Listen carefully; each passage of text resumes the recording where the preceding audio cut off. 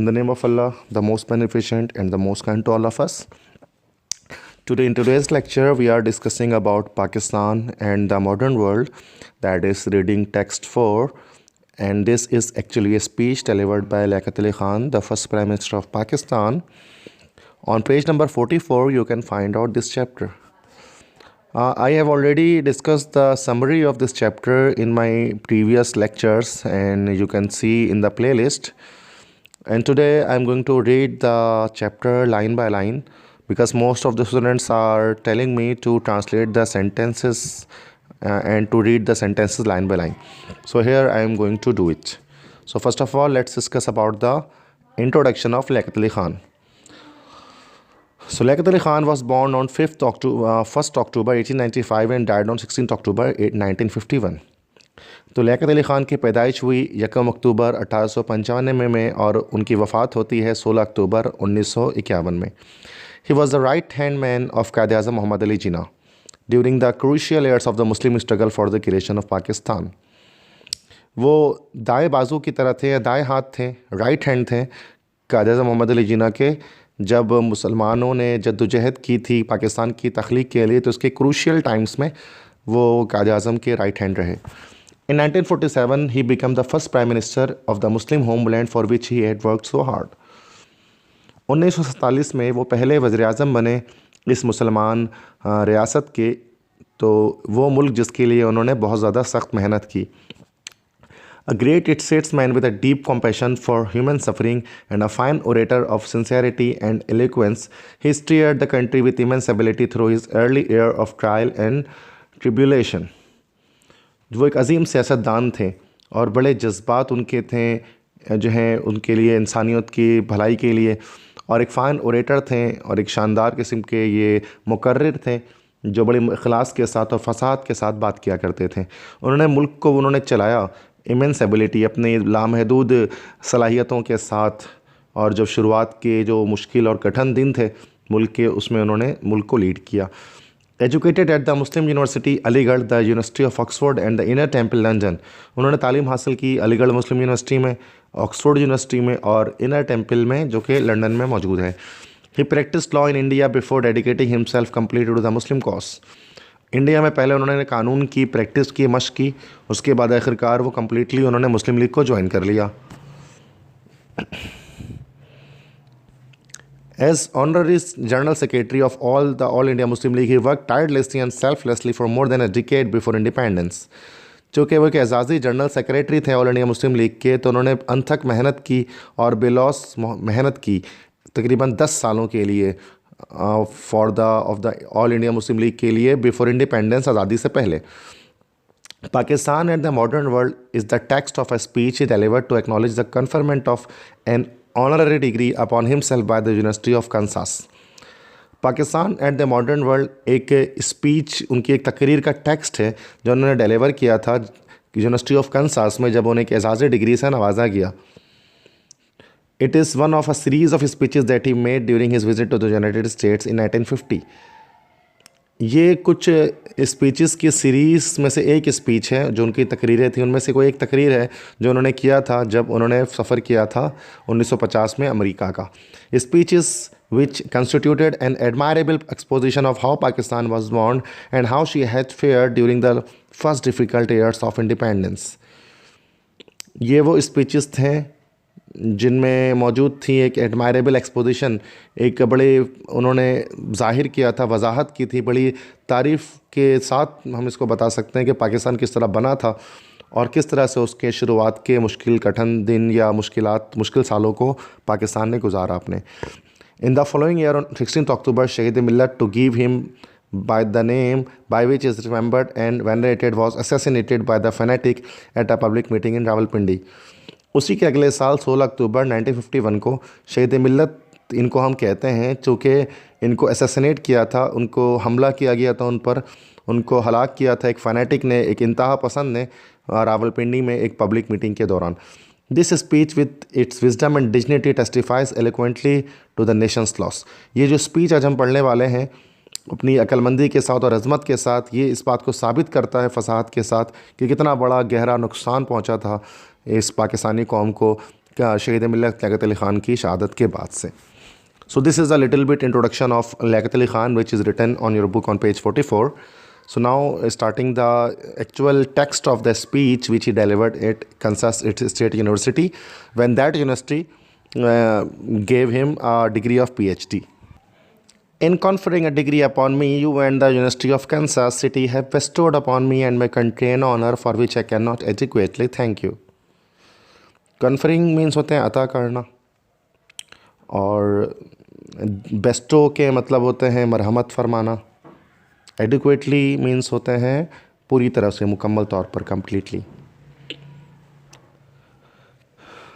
तो जो डिग्री अता की है आपने मुझे, तो मैं आपका और यूनिवर्सिटी ऑफ कैंसास सिटी का बहुत ज़्यादा मशकूर हूँ, और मैं आपका शुक्रिया इस पर अदा नहीं कर सकता कि आपने जो मेरे और मेरे मुल्क को जो आपने इज़्ज़त बख्शी है, तो मैं उसकी शुक्रिया आपको नहीं अदा कर सकता. For my address today I have advisedly chosen the subject of Pakistan and the modern world. अपने आज की इस तकरीर के लिए मैंने नसीहतन चुना है मौजू पाकिस्तान और दुनिया जदीद का, या पाकिस्तान और आलम जदीद का. I have done this for 2 reasons. मैंने ऐसा किया है 2 वजूहात की बिना पर. In the first place, I am conscious of the fact that you have been kind enough to select me as the recipient of your recognition in order to do honor to my country rather than to reward me of my inadequate merits. पहले मकाम पर तो मैं इस बात से बाखबर हूँ, इस हकीकत से, कि आप बड़े मेहरबान हुए हैं कि आपने इस एज़ाज़ को मुझे मुरहमत फरमाया है, मुझे दिया है, मैंने वसूल किया आपसे ये एज़ाज़. तो आपने असल में मेरे कंट्री को, मेरे मुल्क को ऑनर किया है, बजाय उसके कि आपने मुझे इनाम दिया है, चूँकि मेरे तो इनएडिक्वेट मेरिट्स हैं, नामुकम्मल सलाहियतें मेरे पास हैं. तो असल में ये अवार्ड आपने मेरे मुल्क को दिया है, पाकिस्तान को दिया है. It is fitting therefore that in expressing gratitude for your generosity my country more than myself should speak to you on this occasion. इसलिए ये सही बैठता है कि अगर मैं ग्रेटिट्यूड का इज़हार करूं या तशक्कुर का इज़हार करूं आपकी सखावत पर, फयाज़ी पर, तो मेरा मुल्क आपसे बोलेगा बजाय इसके कि मैं इस मौके पर आपसे बात करूं. In the second place we live today in an era of widening horizons. दूसरे मकाम पर आज हम रहते हैं एक ऐसे दौर में, एक ऐसे एरा में जिसमें उफ़क़ फैल रहा है. It is in a sense an era in which new countries are being discovered. कि मैं इस तरह से कहता हूँ कि हम इस दौर में जी रहे हैं जहाँ पर नए ममालिक को दरियाफ़्त किया जा रहा है. More than 4 centuries ago, great explorers from Europe, voyaging out to discover the continent from which I hail, discovered your great land. तकरीबन 4 सदियाँ पहले या 400 साल पहले अजीम सयाह जो यूरोप से आए थे सफ़र करते हुए समंदर का, तो उन्होंने डिस्कवर किया था उस कॉन्टिनेंट को, उस बर आज़म को जहाँ से मैं बात कर रहा हूँ अभी. उन्होंने आपकी ज़मीन को डिस्कवर किया. मतलब यहाँ पर वो क्रिस्टोफर कोलंबस की बात कर रहे हैं, जिन्होंने, जो एक यूरोपियन वॉयेजर थे और इन्होंने अमेरिका को डिस्कवर किया था. You with your growing interest in the affairs of the world are poised in a movement of history when you can not but carry that voyage forward. आप चूँकि दुनिया के मामलात में बहुत ज़्यादा दिलचस्पी ले रहे थे, तो आप you are poised in a movement of history. तो एक लम्हा ऐसा आया आपकी तारीख़ में जब आपने क्या करा, उस वॉयज को, उस सफ़र को जारी रखा.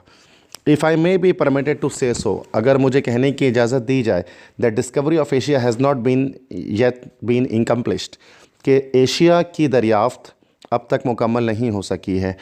इन fact it has only just begun. दर हकीकत तो ये बिल्कुल अभी सिर्फ शुरू ही हुई है. In speaking to you today I trust I shall be some assistance to you in discovering a part of Asia which I know well and which is very dear to me, and in pointing out some of the links that destiny is forging between your people and ours.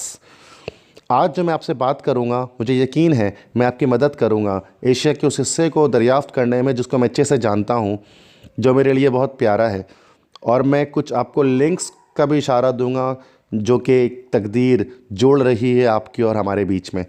मतलब ये कह रहे हैं कि well wishing thoughts के बारे में, कि मैं आज जो है वो पाकिस्तान और अमेरिका को आपस में करीब लेकर आऊँगा. हमारे लोग आपके लोगों के साथ जुड़ेंगे. जब मैं अपनी स्पीच डिलीवर करूँगा तो बताऊँगा किस तरह से पाकिस्तान अमेरिका के साथ अच्छे ताल्लुकात को बरकरार रख सकता है. Pakistan is a new state, or to be more exact a new democracy. Pakistan एक नई रियासत है, ये ज़्यादा ठीक तरह से कहा जाए तो एक नई जमहूरियत है. As a democracy it is not year 3 years old, और एक जमहूरियत के तौर पे 3 साल से ज़्यादा इसे नहीं हुए हैं. There was a time when your country, where the traditions of civil liberty, freedom, and democracy have not taken such firm root, was a new and young democracy, and the memory of your struggle for independence was yet fresh in the minds of men.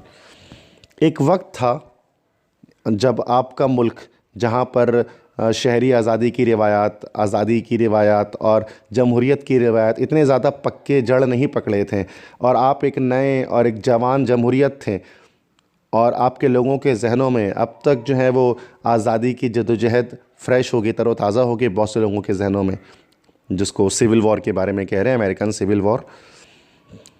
If you can in your imagination reconstruct those times for a little while, you will in many ways be reading the history of Pakistan and of the first 3 years of its new life. अगर आप अपने तख़य्युल में उन लम्हात को दोबारा बना सकें, दोबारा याद दहानी कर सकें, तो बहुत तरीक़ों से आप असल में पाकिस्तान की तारीख़ को और उसके शुरू के 3 सालों की तारीख़ को पढ़ रहे होंगे. चूँकि पाकिस्तान को बने हुए 3 साल हो चुके. 1947 में पाकिस्तान आज़ाद हुआ, और 1950 में exactly after the 3 years Liaquat Ali Khan is delivering the speech here. Till 3 years ago Pakistan was only an ideal and a longing. 3 साल पहले तक या उससे पहले पाकिस्तान सिर्फ एक ख्वाब और एक उम्मीद थी. In South Asia, where present-day Bharat and Pakistan were situated, and where the British held sway, there lived 100 million Muslims who for centuries had made this part of the world their home. जनूबी Asia में जहां आज भारत और पाकिस्तान वाक़ हैं, और जहां पर बरतानिया छोड़कर जा चुकी है इस मुल्क को, यहाँ पर कभी रहते थे 100 मिलियन मुसलमान, जो जिन्होंने सदियों तक जो है वो इस ख़ित्ते को, दुनिया के इस ख़ित्ते को अपना वतन बनाया हुआ था. They lived side by side with 300 million others, mostly Hindus, who had come to this continent in an earlier era. वो शाना बशाना रहते थे 300 मिलियन और लोगों के साथ, जिनमें से ज़्यादातर हिंदू थे, जो इस बर-ए-आज़म में आए थे शुरुआत के दौर में.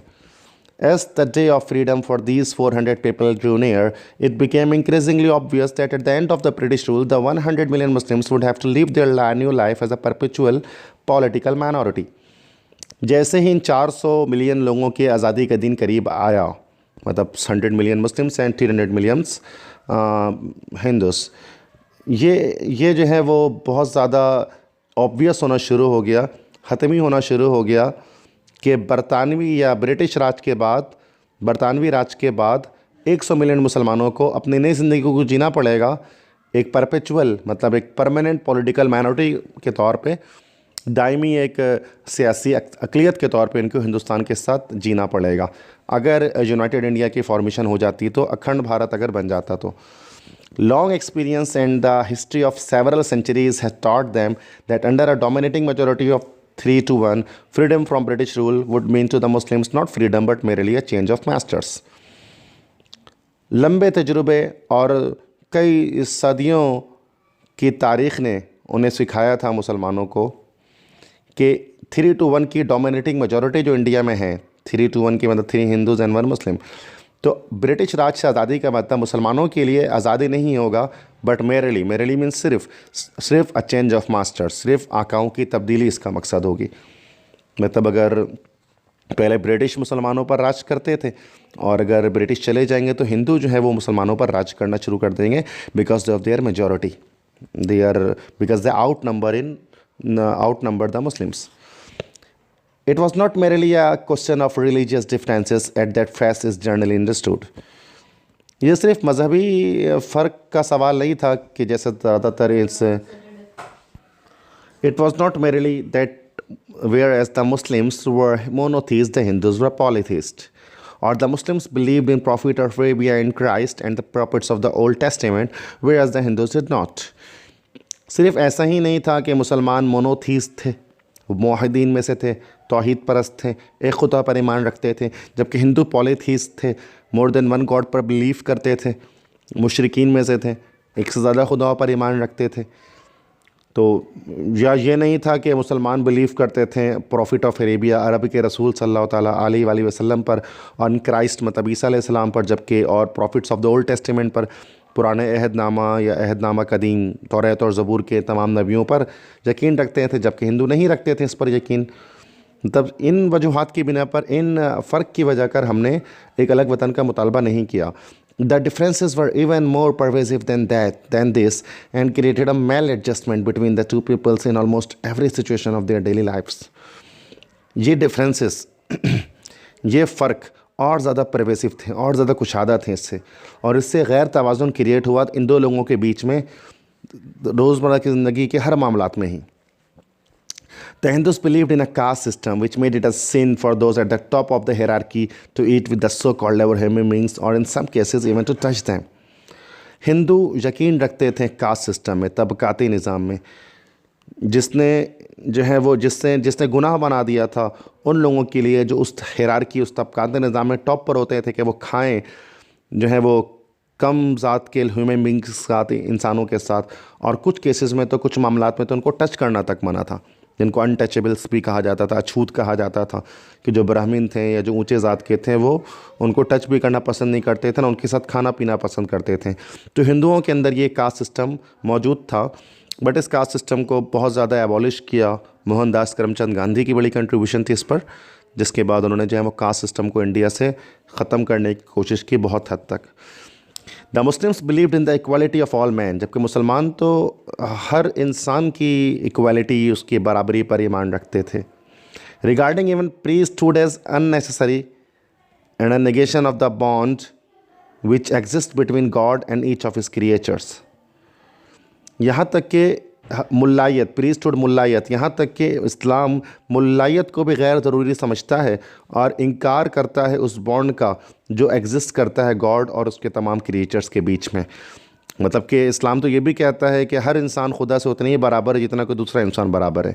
अगर कोई प्रीस्ट, अगर कोई जो है वो मुल्ला या कोई मजहबी पेशवा अगर वो इस बात पे बोले कि भाई मैं खुदा से ज़्यादा करीब हूँ और मैं ज़्यादा खुदा से ज़्यादा नेयर हूँ और मेरी बातें खुदा सुनता है, मेरी दुआएं खुदा सुनता है, जबकि आम लोगों की नहीं सुनता, तो इसका भी इनकार है इस्लाम के अंदर कि all the man are equal in the eyes of God. Their economical outlooks were also very different. उनके मौशी खद खाल भी बिल्कुल अलग हैं या गलत थे. The Muslims believed in the right of private ownership for everyone whether man or women and had laws of inheritance and economic institutions. तो कहते हैं कि मुसलमान यकीन रखते थे right of private ownership for everyone, कि हर इंसान को ज़ाती मलकियत का इख्तियार हासिल है, चाहे मर्द हो चाहे औरत हो, और मुसलमानों के पास वरासत के कवानीन हैं और हमारे अपने मुआशी इदारे हैं which unlike those of the Hindus were designed to promote the distribution of wealth and discourage vast unearned accumulation. और जबकि हमारे ये सारे नज़रियात हिंदुओं से मुख्तलिफ हैं और हमारे नज़रियात को बनाया गया था कि हम डिस्ट्रीब्यूशन ऑफ वेल्थ को प्रमोट करें, कि दौलत को ज़्यादा से ज़्यादा बाँटें, सदका करें, खैरात करें, फ़ितरा दें, ज़कात दें, डिस्ट्रीब्यूशन ऑफ वेल्थ करें. और डिस्करेज करता है इस्लाम, हौसला शकनी करता है वास्ट, बहुत ज़्यादा अनएर्नड एकोमुलेशन, बहुत ज़्यादा अगर आपने बिना कमाई हुई दौलत अगर आपने जमा कर ली सूद वगैरह के थ्रू, या वो कमाई जिस पर आपने मेहनत ना की हो, तो इस्लाम उसको बहुत ज़्यादा डिस्करेज करता है और उसको हराम कंसिडर करता है कि आपने बैंक में अपने पैसे रखवा दें, उसके बाद उससे आपको जो है वो प्रॉफिट आना शुरू हो गया, इंटरेस्ट आना शुरू हो गया, तो इस्लाम इन चीज़ों के खिलाफ वर्जी करता है. But since the Hindus were much larger in number, the Muslims feared that under their domination, the culture of the Muslims would suffer a great setback and would perhaps be totally eclipsed. लेकिन चूँकि हिंदू बड़ी तादाद में थे, तो मुसलमानों को ये डर हुआ कि उनके गुलबे में, उनकी डोमिनेशन में मुसलमानों के कल्चर वो बहुत ज़्यादा सेटबैक, वो उसको मुब्तला होना पड़ेगा तनज़ली की जानिब, और शायद पूरी तरह से क्या पता टोटली एक्लिप्स, पूरी तरह से गिरहन लग जाए मुसलमानों की रिवायात में. मतलब इसको दो कौमी नज़रिया, टू नेशन थ्योरी की बात यहाँ पर कर रहे हैं, जैसे सर सैयद अहमद ख़ान ने भी बताया था कि ऐसा ना हो कि मुसलमानों का कल्चर जो है वो ख़त्म होना शुरू हो जाए, डिमोलिश होना शुरू हो जाए. Furthermore in a country which was on the whole backward, the Muslims economical and industrially were even more backward. मज़ीद बरा ये कि वो मुल्क जो मुकम्मल तौर पर बैकवर्ड था पूरी तरह से, तो मुसलमान, लेकिन बिलखुसूस मुसलमान मुआशी तौर पर और सनती तौर पर वो और भी ज़्यादा बैकवर्ड थे, मतलब पीछे थे हिंदुओं से. चूँकि आज़ादी अंग्रेज़ों ने मुसलमानों से छीना था, तो मुसलमानों को ज़्यादा ज़ेर अताब लाया गया और उनको उनके राइट्स या उनके हक़ूक़ कम से कम दिए गए. It seemed certain to them that as an unalterable and perpetual minority, their economic position would grow even more worse. उनको यकीन होना शुरू हो गया था कि अनअल्टरेबल, मतलब जिसको हम तब्दील ना कर सकें, एंड परपेचुअल माइनॉरिटी, और एक दायमी अक़लियत की बुनियाद पर उनकी इकोनॉमिक पोजीशन, मुसलमानों की मुआशी हालत वो बद से बदतर होनी शुरू हो जाएगी, वो और ज़्यादा बुरी होनी शुरू हो जाएगी। Thus, to the Muslims in that part of the world, freedom from British rule meant practically nothing unless it meant freedom from the domination of the Hindu majority also. इसलिए उस खित्ते के, दुनिया के उस खित्ते के लोगों के लिए या मुसलमानों के लिए बरतानवी राज से आज़ादी का मतलब अमली तौर पर कुछ नहीं था जब तक कि उन्हें हिंदू अक्सरियत से भी आज़ादी हासिल नहीं हो जाती। And this was the perspective of the Muslim League as described by one of the greatest leader of Muslim League, Liaquat Ali Khan. It was for these reasons that they asked for a country of their own. ये वो वजूहात थे जिनकी बुनियाद पर मुसलमानों ने अपने लिए एक अलग वतन का मुतालबा किया। The demand was not so unreasonable as it was made out by some people at the time. ये मुतालबा इतना ज़्यादा नामाकूल नहीं था जैसे कि उसको ज़्यादातर लोगों ने बताया। उस वक्त के लोगों ने ज़्यादातर उसको मेड आउट किया, इसको बताया, इजहार किया। साउथ एशिया, जैसे कांग्रेस की बात कर रहे हैं कि उनको जो है वो ये इलॉजिकल डिसीजन लगता था। वो कहते थे कि जैसे गांधी जी कहा करते थे कि the separation of Pakistan in India would mean ruin for all in India, कि इससे इंडिया जो है वो तबाह बर्बाद हो जाएगा या फिर ये दोनों कौमें जो हैं वो कहीं की नहीं रहेंगी। तो जैसे कांग्रेस का एक मौक़िफ़ था, वो यूनाइटेड इंडिया बनाना चाहती थी, जबकि मुस्लिम लीग जो है वो सेपरेशन चाहती थी। South Asia was vast enough for two large countries. The Muslims were numerous enough to constitute a nation bigger than most nations in the world. जनूबी एशिया इतना बड़ा काफ़ी था कि उसमें दो ममालिक समा सकते थे, और मुसलमान इतनी बड़ी तादाद में थे कि वो एक ऐसी कौम तश्कील दे सकते थे जो दुनिया की ज़्यादातर कौमों से बड़ी कौम होती। And in South Asia there were large enough areas where they were in majority. और जनूबी एशिया में ऐसे बहुत से इलाके थे जहाँ पर मुसलमान अक्सरियत में मौजूद थे। It is in these areas they were separated and today form the independent sovereign state of Pakistan. ये वही इलाके थे जो सेपरेट हो गए, मतलब जो जुदा हो गए, और आज उन्होंने बनाया है एक independent sovereign state of Pakistan, Pakistan की एक आज़ाद रियासत। We believed then and we believe now that the demand of the Muslims in British India to have a separate state of their own was both on human and geopolitical grounds. A very reasonable demand. हम पहले भी यकीन रखते थे और हम आज भी यकीन रखते हैं कि मुसलमान ब्रिटिश इंडिया में मुसलमानों की जो डिमांड है अपने ख़ुद की अलग रियासत की, वो इंसानी और जियोपॉलिटिकल ग्राउंड, मतलब इंसानी और सियासी सरहदों पर अ वेरी रीज़नेबल डिमांड, एक बहुत ज़्यादा माकूल डिमांड है, ये माकूल डिमांड थी। To millions of Muslims, it meant to the only opportunity for genuine freedom and genuine self-government. लाखों मुसलमानों के लिए वाहिद मौका था कि वो एक असली आज़ादी और असली खुद मुख्तार हुकूमत हासिल कर सकते थे। To millions of Hindus, it gave the same opportunity for developing their own culture untrammeled by the constant discontent of a large and unmanageable minority. लाखों हिंदुओं के लिए भी बिल्कुल वैसा ही एक मौका मिला कि वो तरक्की करें या वो बढ़ाएं अपने ख़ुद के कल्चर को, अपने ख़ुद के सकाफ़त को, अनट्रैमल्ड, बिना रुकावट में आए, बाय द कॉन्स्टेंट डिस्कॉन्टेंट, जो लगातार बेचैनी है एक बड़े और अनमैनेजेबल माइनॉरिटी की, ऐसी अक़लियत जिसको मैनेज करना मुश्किल है। मतलब जिस तरह से मुसलमानों को मौका मिलता अपने कल्चर को अपनाने का, इस तरह हिंदुओं के पास भी ये मौका था कि वो मुसलमानों के रोक टोक के बिना अपने तमाम रस्म व रिवाज को अपना सकते थे ईज़िली, आराम से, इस अपने अलग कंट्री इंडिया के अंदर। From the point of view of world peace, the creation of two independent and comparatively homogeneous states instead of a single uneasy and unwieldy state with great strains and stresses within the body politic was the greatest contribution that could be made towards the creation of a stable new Asia. अगर हम आलमी अमन के नुक़्ते नज़र से बात करें तो दो आज़ाद रियासतों का क़याम, ठीक है, बजाय उसके कि हमको एक सिंगल, एक अनईज़ी, एक मुश्किल और एक बड़ी परेशान कौन सी स्टेट की फॉर्मेशन करते हैं जिसमें खिंचाव भी होता, जिनमें तनाव भी होता उनके बॉडी पॉलिटिक के अंदर, तो ये ऐसा नहीं करने के बजाय दो अलग अलग रियासतों का क़याम करना, ये एक मुस्तहकम नए एशिया की तख्लीक करने के लिए एक बहुत बड़ा एक खिदमत हमने यहाँ पर की है कि हमने दो अलग अलग कंट्रीज़ को हासिल किया बनिस्बत एक कंट्री को हासिल करने की।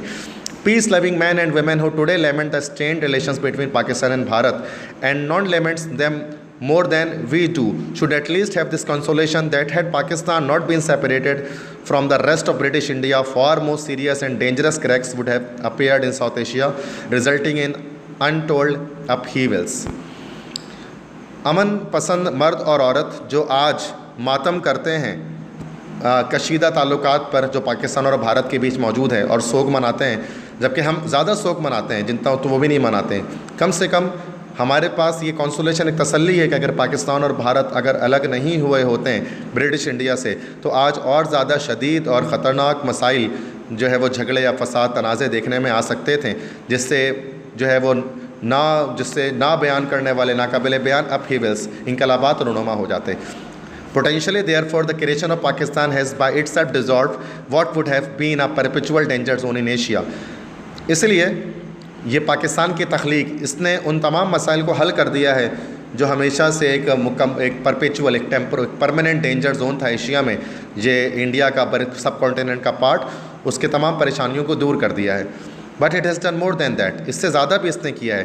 Cast your mind on all the countries of Asia one after another, अपने ज़रा जहन को लगाएं एशिया के तमाम ममालिक में एक एक करके।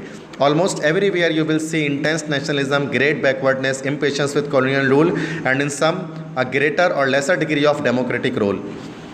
लगभग हर जगह पर आप देख सकते हैं शदीद कौम पसंदी और बहुत ज़्यादा तनज़्ज़ली और नाआबादकारी निज़ाम के ख़िलाफ़ बेसब्री, और कहीं पर ज़्यादा या कम आप जमहूरी जो है वो हुक्मरानी देख सकते हैं। But in many of them you will also see internal strains, moral doubts, ideological conflicts, waverings, hesitations and confusion. लेकिन ज़्यादातर में से इनमें से आप देखेंगे अंदरूनी दबाव देखेंगे, अखलाकी शकूक व शुबहात देखेंगे, और नज़रियाती मसाइल उनके अंदर हैं, मुसीबतें हैं, कुछ तजब्जुब है और परेशानियाँ उनके अंदर मौजूद हैं। Halting democracies and ideological confusions create great anxieties for the government in Asia, for the people of Asia and for peace loving and world minded people everywhere. ख़त्म होती हुई, दम तोड़ते हुए जमहूरियतें और इसके अलावा नज़रियाती मसाइल, इन्होंने बहुत परेशानी क्रिएट की है एशिया की हुकूमतों में, एशिया के लोगों के लिए और दुनिया भर में अमन पसंद करने वाले लोगों के लिए हर तरफ। In the midst of this Pakistan stands unified, इन सब के दरमियान पाकिस्तान अकेला खड़ा है। It stands unified because its people are free from mental confusions which elsewhere create disruption and cast menacing shadows on the future. Pakistan मुनफरिद खड़ा है, ये मुनफरिद है क्योंकि यहाँ के लोग जहनी परेशानियों से आज़ाद हैं, जिसने बाकी जगहों पर परेशानियाँ पैदा की हैं और उनके मुस्तकबिल पर मैनेजिंग शैडोज़, ख़तरनाक परछाइयाँ ढाली हैं। They have chosen for themselves a path chalked out from them by their simple, practical, clear-cut beliefs and decisions. इन्होंने अपने लिए वो पार्ट चुना है, उन्होंने अपने लिए वो पार्ट चुना है जो उन्होंने अपने लिए लिखा है अपने सिंपल, सादा, अमली और क्लियर कट एक वाज़े बिलीफ से, वाज़े दलाइल से और वाज़े डिसीजन से। Foremost among those belief are the belief in the supreme sovereignty of God. उनमें सबसे आगे है क्या है भाई? supreme sovereignty of God, खुदा की हाकमियत आला पर ईमान। Belief in the equality of man, इंसानों की बराबरी पर ईमान। बिलीफ इन डेमोक्रेसी, जमहूरियत पर ईमान। And the right of the people to be govern by their own freely chosen representative, और इस बात पर ईमान कि आवाम को हक हासिल है कि वह अपने मुंतखब करदा नुमाइंदों के ज़रिए हुक्मरानी खुद पर करवाएँ। बिलीफ इन इंडिविजुअल डेस्टिनी, इनफरादी किस्मत पर ईमान। In the fundamental freedoms of every man, single man and women, और इस बात पर ईमान के एक बुनियादी आज़ादी हासिल है हर मर्द और हर औरत को। In the right of every individual to the fruits of his own honest efforts, और इस बात पर ईमान के हर एक इनफरादी शख्स को ये हक हासिल है कि वो अपने ख़ुद की ईमानदारी से हासिल की गई फल को क्या करे भाई, उसका मज़ा ले। Belief in the sanctity of human life and human liberty, हुर्मत पर यकीन रखते हैं हम इंसानी ज़िंदगी की और इंसानी आज़ादी की। Belief in the sanctity of the home, हम घर की हुर्मत पर यकीन रखते हैं। बिलीफ इन यूनिवर्सल पीस, हम आलमी अमन पर बिलीव करते हैं। But in equally strong believe in resisting aggression, लेकिन उसके साथ बराबर का ही है मजबूत एक बिलीव करते हैं कि हम जारहियत को रोकेंगे, टायरनी एंड एक्सप्लोजन, जुल्म सितम को और इस्तेसाल को हर तरफ हम रोकेंगे। We did not have to acquire or inculcate these beliefs after the foundation of our new state. हमें ये beliefs हासिल नहीं करने पड़े, हमें शामिल नहीं करना पड़ा इन बिलीफ को अपने नए रियासत के क़याम के बाद। On the contrary we founded a new state because we wanted to practise this beliefs without being inhibited by the continuity and without being थ्वाटेड by the domination or other conflicting ways of life. इसके बरक्स हमने तो एक नई रियासत का मुतालबा ही इसलिए किया था क्योंकि हम चाहते थे कि इन बिलीव्स को, इन अकायद को हम प्रैक्टिस करें, इन अकायद की हम मश्क करें, बिना इनहिबिट हुए, बिना हम रुके किसी अक्सरियत की, और बिना हमें रुकावट डाले कोई दूसरी अक्सरियत और दूसरी और तर्ज़ हाई ज़िंदगी में रुके बिना हम इसको आगे बढ़ा सकें। For us to be undemocratic or to ignore individual rights, whether of property, belief or expression, or to bend our knee for aggression is to destroy completely the very ideals which inspired us in our demand of Pakistan. अगर हमसे कहा जाए कि हम गैर जमहूरी हैं या हम इनफरादी हकूक़ को रद्द करते हैं, प्रॉपर्टी की, जायदाद की, या बिलीफ ईमान की, एक्सप्रेशन इजहार की, या अगर हम अपने घुटने टेक दें जारियत के ख़िलाफ़, तो इसका मतलब हम उन तमाम आइडियल्स को, उन तमाम नज़रियात को पूरी तरह से ख़त्म कर देंगे जिसने पाकिस्तान की डिमांड को हमें मुतासिर किया था। तो हम ऐसा नहीं कर सकते। This intensity of purpose and this firm faith have during the last 3 years been demonstrated in ways which surprised our critics and our friends and in some ways went beyond our own expectation. ये हमारे मकसद की शिद्दत और ये हमारे मजबूत अकीदा गुज़िश्ता 3 सालों में इतनी तरह से ये सामने हमारे आया है जिसने हैरत में डाल दी हमारे नकादों को और हमारे दोस्तों को, और कभी कभार तो हमारे ख़ुद की उम्मीदों से भी आगे की बात हो गई है। When British India was partitioned, we Pakistanis were asked to set up a new state of 80 million people within a period of 2 months. जब ब्रिटिश इंडिया का पार्टीशन हुआ तो हम पाकिस्तानियों से कहा गया था कि हम एक नई रियासत को बनाएं, 80 मिलियन लोगों की रियासत सिर्फ 2 महीनों में हम बनाएं। We had no capital and no flag, हमारी कोई दारुल हुकूमत नहीं था, हमारी कोई झंडा नहीं था। Our administrative machinery had to be built from scratch, हमारी तंजीमी मशीनरी उसको कचरे से शुरू किया जाना था। We were allotted an army, but its personnel was dispersed far and wide and could not come together for months. हमें एक आर्मी भी अलॉट की गई, लेकिन इसके पर्सोनेल के मतलब होते हैं उसके फ़ौजी जवान, या उसके फ़ौजी जवान डिस्पर्स थे, बिखरे हुए थे दूर दराज इलाकों में, और महीनों महीनों तक मिलते नहीं थे। मतलब ईस्ट पाकिस्तान और वेस्ट पाकिस्तान तक वो बिखरे हुए थे। We had no military equipment, हमारे पास कोई जंगी साजो सामान नहीं था। Our share of the military equipment of British India which was allotted to us on paper remains largely undelivered even today when 3 years have elapsed. हमारा जो बंटवारा था मिलिट्री के साजो सामान का जो ब्रिटिश इंडिया ने हमें दिया था वो पेपर पे ही रह गया और अब तक हमें मुहैया नहीं किया गया, जबकि 3 साल गुजर चुके हैं। Being a backward people, we had no industry, no engineers and practically no traders. Backward मुल्क लोग होने की वजह से हमारे ना तो कोई इंडस्ट्री है, हमारे ना तो कोई इंजीनियर है, और अमली तौर पर हमारे कोई ट्रेडर ताजिर भी नहीं है। Within a few months of independence, 7 million homeless refugees driven out of India came over to us in a miserable plight to seek shelter. आज़ादी के कुछ महीनों के अंदर ही 7 मिलियन बेघर रेफ्यूजीज़, बेघर कह लो कि मुहाजिरीन, रेफ्यूजी कहते हैं मुहाजिरीन को, वो इंडिया से भाग कर आए एक मिजरेबल प्लाइट में, एक मुसीबत ज़दा हालत में, ताकि उनको कोई छत, घर छुपाने के लिए, जो उनको सर छुपाने के लिए छत मिल सके, शेल्टर मिल सके, आसरा मिल सके। Had it not been the unity of our people we might have floundered, अगर हमारे लोगों के अंदर इत्तेहाद नहीं होता तो हम सब फ्लाउंडर्ड, हम सब तबाह बर्बाद हो जाते हैं। But today after 3 years we are stronger than before, लेकिन 3 साल गुजरने के बावजूद हम पहले से ज़्यादा ताकतवर हैं। And in spite of some very anxious moment when our international rights and our freedom seem to be in jeopardy, we are still free.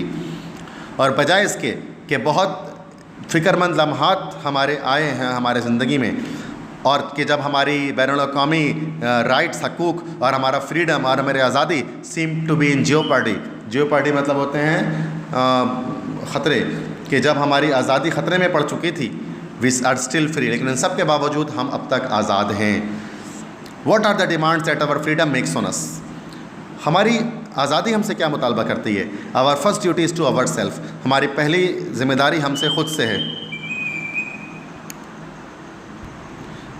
I do not say this in any spirit of selfishness और chauvinism, मैं ये नहीं कह रहा किसी जज्बे में आकर ख़ुदगर्जी की या शॉविनिज़म मतलब कौमियत परस्ती के जज्बे से नहीं कह रहा मैं। A free people must maintain their own freedom first, आज़ाद लोगों को पहले तो अपनी आज़ादी को बरकरार रखना पड़ता है, otherwise they disgrace the fair name of free man and women all over the world, नहीं तो फिर वो क्या करते हैं, वो डिस्ग्रेस करते हैं, वो बदनाम करते हैं आज़ाद मर्द और आज़ाद औरतों का नाम सारी दुनिया में। But the maintenance of freedom requires constant vigilance, लेकिन आज़ादी को बरकरार रखने के लिए चाहिए होती है मुस्तकिल विजिलेंस, जाँच पड़ताल। Liberty does not decide among the people. A people must raise themselves to it. It's a fruit that must be earned before it can be enjoyed. Liaquat Ali Khan कहते हैं आज़ादी लोगों पर नाजिल नहीं की जाती, लोगों को अपने आप को आज़ादी के काबिल बनाना पड़ता है। ये एक ऐसा फल है कि अगर आपको उसका मज़ा लेना है तो आपको उसको कमाना पड़ेगा। That freedom means freedom only from foreign domination is a not one idea. अगर आज़ादी का मतलब आप ये समझते हैं कि सिर्फ बैरूनी गलबे से आज़ादी मिल जाए तो ये एक पुराना ख्याल है। It is not merely government that should be free but the people themselves should be free. सिर्फ हुकूमतों को आज़ाद नहीं होना चाहिए लेकिन आवाम को भी आज़ाद होना चाहिए। And no freedom has any real value for the common man or women unless it also means freedom from want, freedom from disease, freedom from ignorance.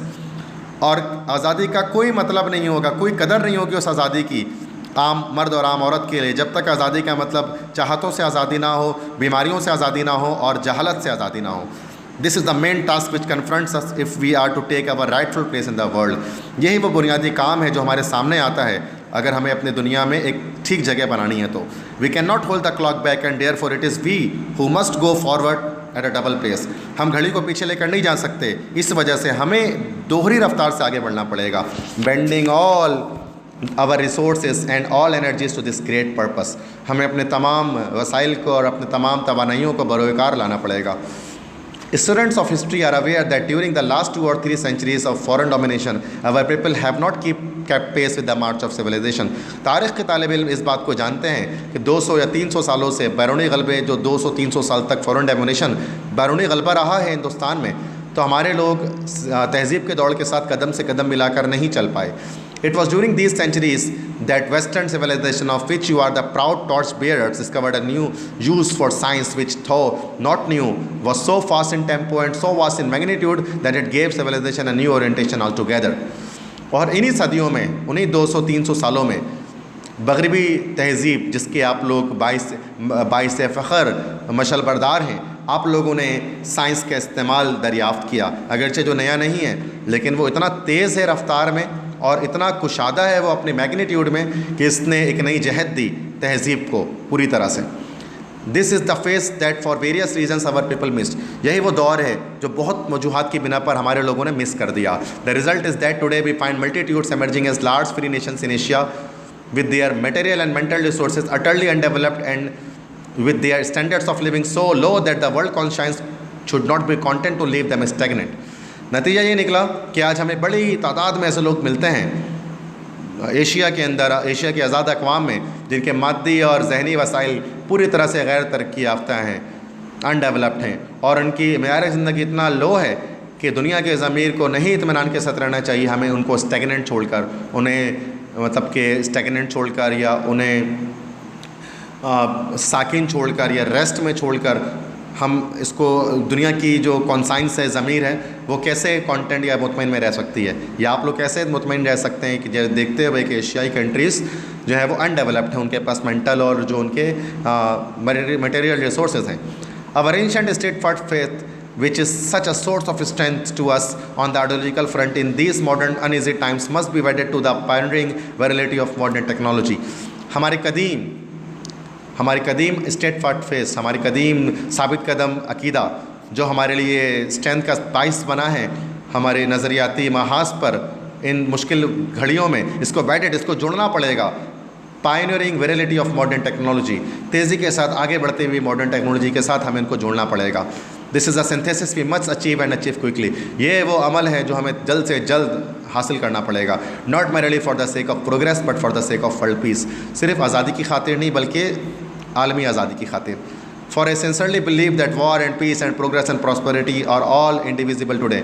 मैं जानता हूँ यकीनन कि जंग और अमन और तरक्की और खुशहाली सब के सब गैर नाकाबिल तकसीम है आज। The innumerable millions of Asia heirs to Asian cultures and ancient civilization have after centuries of separation entered upon a new and dynamic phase of nationalism. लाखों की तादाद में एशियाई लोग जो आयर्स हैं, जो वारिस हैं कदीम तहज़ीबों के और कदीम सकाफ़तों के, सदियों के सेपरेशन के बाद, सदियों के सेपरेशन से मुराद गलबे के बाद अब वो एक नए डायनामिक फेस में, एक नए मुतहरिक दौर में दाखिल हो रहे हैं कौमियत परस्ती के। Most of them were accustomed to looking at the West from the position of subject people and could see little beyond the less attractive side of what to them was Western civilization. उनमें से ज़्यादातर की आदत यह है कि वो देखते हैं मगरिब की जानिब ठीक है, और उनकी तरफ तारीफ़ी निगाहों से देखते हैं, लेकिन वो लेस अट्रैक्टिव साइड को मगरिब की तहज़ीब के नहीं देखते। They are newly won freedom has however corrected their vision and they are better able to see both the western world and their own surrounding in their true perspective. नई नई जो उन्होंने आज़ादी जीती है उससे उनका नज़रिया ठीक हो गया है और वो बेहतर तरह से देख पाते हैं मगरिबी दुनिया को उनके ख़ुद के गर्दोनवा में और सही पस मंज़र पे देख पाते हैं। While on the one hand they are filled with admiration at the sight of the progress and the advancement of civilization in such great countries as the United States of America, they are more impatient than ever before with their own misery and backwardness and are keenly searching the horizon for the signs of a bright day। एक हाथ पर तो हम वो जो है वो fill है एडमायरेशन के साथ, तारीफ़ के साथ, जब वो देखते हैं तरक्की को और तहज़ीब की बढ़ोतरी को, जब वो देखते हैं अजीम ममालिक में जैसे कि अमेरिका में, आपके मुल्क में, अब वो उसको देखकर और ज़्यादा बेसब्रे हो जाते हैं अपने ख़ुद की मुसीबत को देखकर, अपने ख़ुद की तनज़ली को देखकर, और वो ढूंढते हैं, दिल लगा कर वो ढूंढते हैं कि किसी तरह से एक नया, एक खुशहाल, एक रोशन दिन उनके लिए भी शुरू हो। They are acutely aware of the great contrast between their own standard of living and the standard of living in the Western world। और वो पूरी तरह से इस बात से भी आशना है कि कितना ज़्यादा फ़र्क है उनके ख़ुद की ज़िंदगी में, तर्ज़ ज़िंदगी में और मगरिबी लोगों के तर्ज़ ज़िंदगी में। This disequilibrium is in many ways most disquieting and has in it the seeds of unpredictable upheavals। ये गैर तवाज़ुन बहुत ज़्यादा डिस्क्वाइटिंग है, बेचैन कर देने वाला है, और इसी के अंदर नाक़ाबिल बयान अपहेवल्स, इनकलाबात के बीज मौजूद हैं। For the sake of world peace, for the sake of world civilization, Asia must be made stable, but it cannot be made stable unless discontent is removed and the germs of disruption are killed by better and cleaner living, which means no more and no less enabling the people of Asia to enjoy the fullest advantage of freedom and democracy।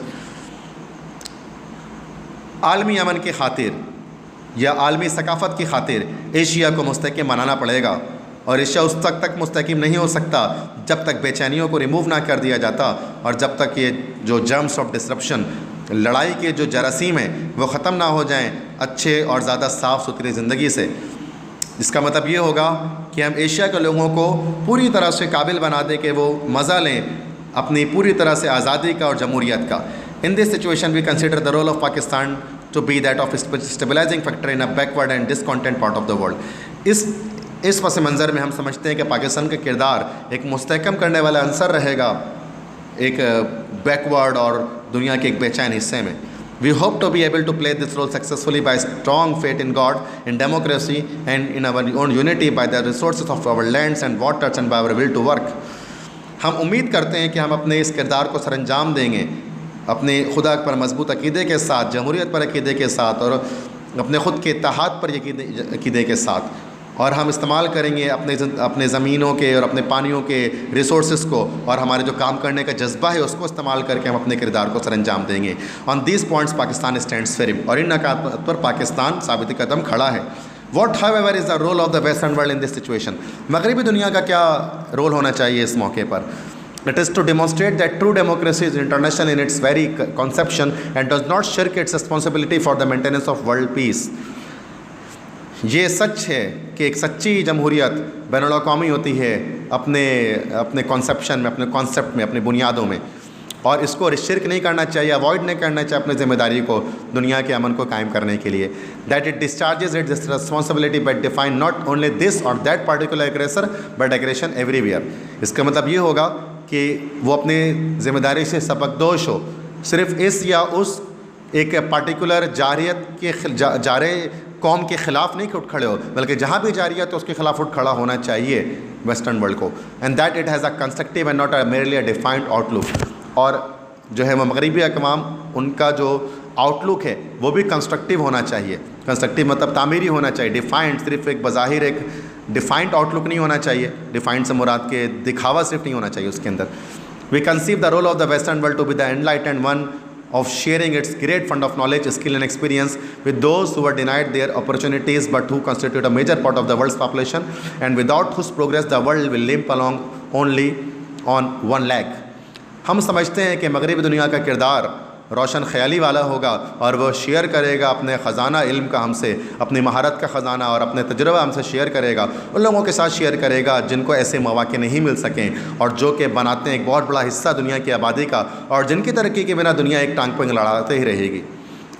I have met many liberal-minded and thoughtful men in your country to whom these are the only aims worth pursuing in the domain of international affairs today.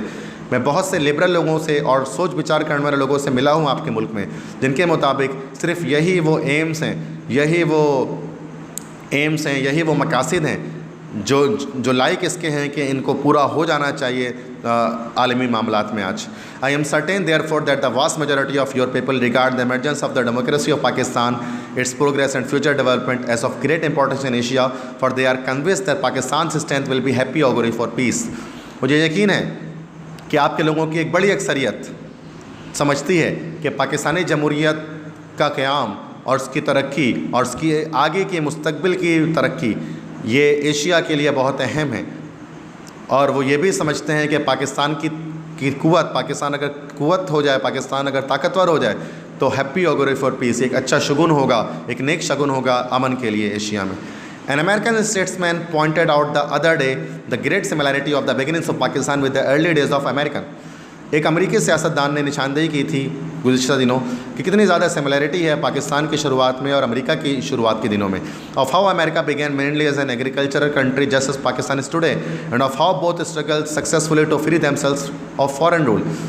उसमें उस सियासतदान ने बताया किस तरह से America शुरू हुआ था बुनियादी तौर पर एक एग्रीकल्चरल कंट्री, ज़रिए मुल्क के तौर पे, जैसे पाकिस्तान भी आज ज़रिए मुल्क है, और कैसे दोनों ने मुशक्क़त की थी, कोशिश की थी अपने आप को बैरूनी गुलबे से आज़ाद कराने के लिए. As your belief in individual enterprise and in civil liberties has led you to great heights, both as a productive and a democratic country. So we hope that our country too, by following the same path and by believing in moral values, will shorten the period between its emergence as a peaceful, stable democracy and its emergence as a prosperous state, in order that our cooperation with the peace-loving nations of the world, which we are most desirous to promote, should have weight and substance, and we should be enabled by preserving our liberty and by uplifting our masses to make our full contribution to the security and happiness of mankind. जैसे कि आप यकीन रखते हैं इनफरादी enterprise पर, इनफरादी काविशों पर और शहरी आज़ादी पर, और जिससे आप एक बहुत ऊंचाइयों पर गए हैं आप एज आ प्रोडक्टिव नेशन के तौर पे, एज आ जमहूरी कंट्री के तौर पे, हम भी उम्मीद कर सकते हैं कि हमारा मुल्क भी उसी रास्ते पर चलेगा और हम यकीन रखेंगे अखलाकी कदरों में हम शॉर्ट कर देंगे उस फासले को, उस पीरियड को, उस दौरानियों को जिसमें ये अभी उभर कर आया है एक पीसफुल, एक पुरअमन, मुस्तहकम जमहूरियत के तौर पे, और आगे जाकर ये उभरेगा एक अमीर कंट्री, एक खुशहाल मुल्क के तौर पे.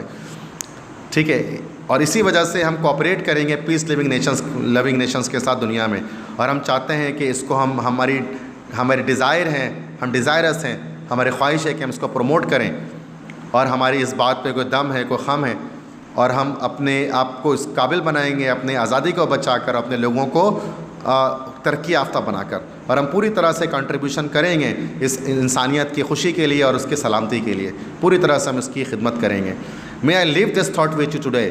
आज मैं इस सोच के साथ आपको छोड़े जा रहा हूँ.